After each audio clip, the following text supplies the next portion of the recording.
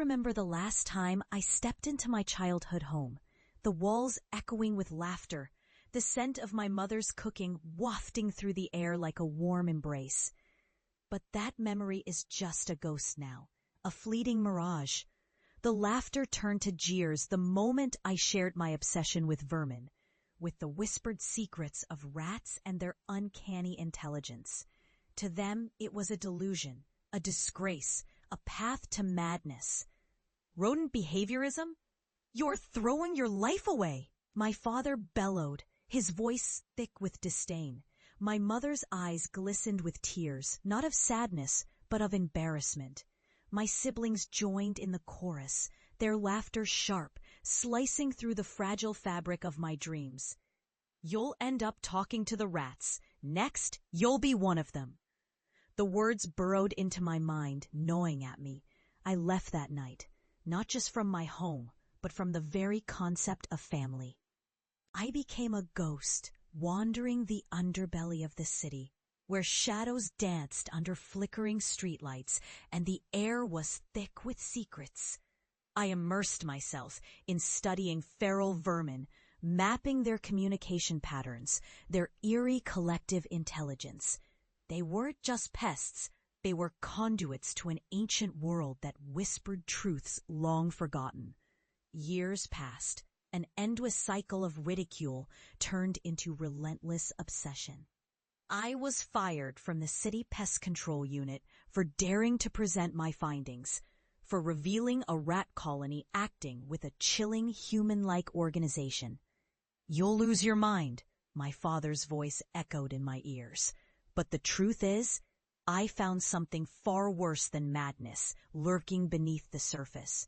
A darkness that thrived in the silence of disbelief. I became known as the Vermin Whisperer, a title that reverberated through academic circles and the dark alleys of the city. I unearthed what others dared not acknowledge, a network of creatures, guided by something ancient, something terrible. It was a world where the boundaries of sanity blurred, and I was its reluctant prophet. Now I was returning home, not as the broken child they had mocked, but as a harbinger of truths they had long dismissed. The irony weighed heavily on my chest, a reminder of all I had endured. I stood in front of the house again, its facade unchanged, yet imbued with an eerie sense of foreboding.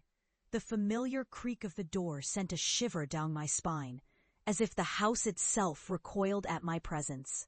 The moment I stepped inside, the air thickened and the laughter died. My family stood frozen, disbelief etched across their faces. "What are you doing here?" my brother spat, his voice laced with contempt.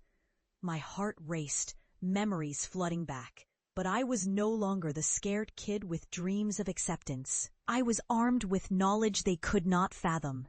"I've come to show you what I've become," I said, my voice steady despite the fear clawing at my insides. I took a deep breath, summoning the darkness I had embraced. "You mocked me for my obsession, but you have no idea what I've discovered."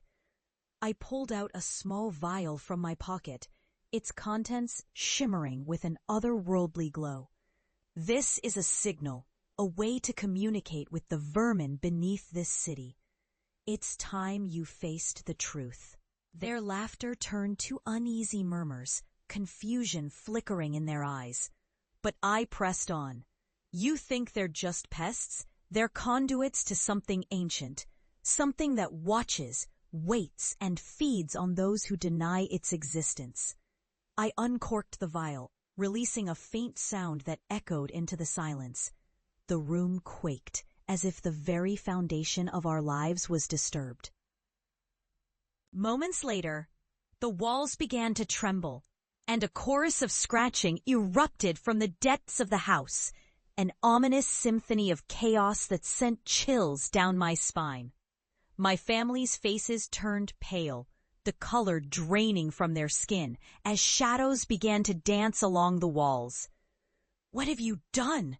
my sister whispered, her voice barely audible above the cacophony. "I've opened your eyes," I replied, my heart racing with a mixture of dread and exhilaration.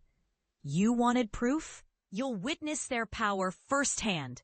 The floorboards creaked and splintered, and from the darkness beneath, they came, swarming, chittering, an avalanche of fur and eyes, a tide of vermin pouring into the room. They moved with a terrifying intelligence, forming patterns, weaving through the air like a malevolent ballet. My family screamed, their cries drowned out by the thunder of thousands of tiny feet. They had ridiculed me for years, but now they were witnesses to the truth I had unearthed. The power of the vermin was no longer an abstract concept. It was a living nightmare, crawling through the cracks of their disbelief. As the creatures encircled them, their eyes wide with terror, I felt a strange sense of catharsis wash over me. The weight of their mockery, the burden of their disbelief, began to lift. "You thought it was all in my head," I whispered, my voice steady as I watched their realization sink in. "But it was your minds that were the prison."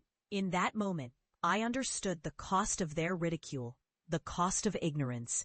I had endured the horrors of the unknown, faced the darkness that lurked beneath the surface of sanity, and emerged transformed. They were now the ones trapped in a nightmare of their own making. As the vermin swarmed around them, their screams echoed through the house, a haunting symphony of regret. I stepped back, feeling the shadows embrace me, a bittersweet victory settling in my chest. I had become what they feared, a messenger of truths they could no longer deny. And as I left that house, their cries fading into the night, I knew I had found my place among the shadows. No longer a disgrace, but a warning. The world would never forget what I had uncovered, and neither would my family. They had mocked a darkness they could never comprehend, and now it was theirs to face.